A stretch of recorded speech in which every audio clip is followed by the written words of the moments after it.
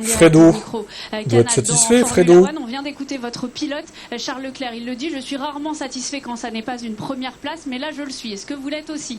Oui, parce qu'on est arrivé à Zandvoort en se disant que ça allait être un week-end compliqué pour nous.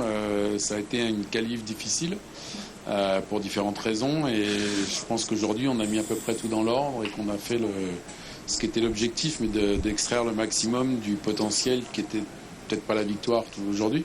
Mais on a eu 2 très bons départs, 2 très bons pit stops, une super stratégie, un très bon management des pneus de la part des 2 pilotes et le rythme match et max en course. Pas Norris, hein, on doit absolument garder ça en tête, que l'objectif c'est la victoire, c'est pas de finir P3, donc il y a toujours un gap avec Norris, mais je pense que la semaine prochaine la piste peut-être nous convient un petit peu mieux, qu'on aura quelques évolutions sur la voiture et que tout est possible. Mais vous disiez, Fred, avant le départ, que ce circuit convenait pas forcément à la voiture. On a vu un large sourire. C'est parce qu'il y a un peu de surprise quand même d'être aussi bien en course. Surprise, je sais pas, mais j'ai un peu la satisfaction que l'équipe a tiré le maximum du potentiel qu'on avait. On nous aura dit avant la course qu'on faisait P3, P5, je signais des 2 pieds, des 2 mains, donc et j'ai vraiment l'impression qu'à tous les niveaux dans l'équipe, tout le monde a fait le maximum, que ce soit les mécaniciens au pit stop, la stratégie, le départ, tout s'est vraiment bien passé. Et ça nous montre aussi que même dans des week-ends difficiles, parce qu'il y en aura jusqu'à la fin de l'année, il y aura d'autres week-ends difficiles, si on fait le boulot, on est sur le podium.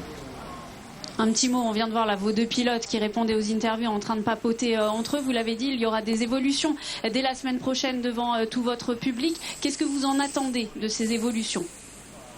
De faire un pas en avant, parce que sinon on les fait pas. Hein. Mais concrètement, est-ce que vous pouvez nous en dire un peu plus? Non, je vous en dirai pas plus.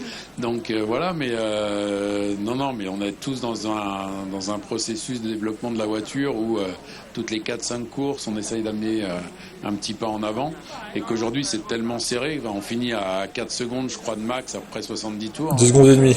C'est moins de 1 dixième au tour, hein, donc tous les petits pas en avant qu'on peut faire paieront à la fin. Je pense que McLaren a fait un bon step ce week-end, ils avaient beaucoup d'évolution, et à nous de faire pareil la semaine prochaine. Eh bien, on se donne rendez-vous à Monza. Merci beaucoup, Fred Vasseur, d'être passé. Là, en plus, à Monza, ils vont très vite voir si, par exemple, les évolutions de la vitesse de pointe va marcher ou pas, vu la ligne droite. Mais bon, ouais, surprenant. Ferrari, attention à Mercedes, hein, du coup, qui pourrait se faire rattraper en termes de perfo sur toutes les courses restantes, et c'est un peu inquiétant.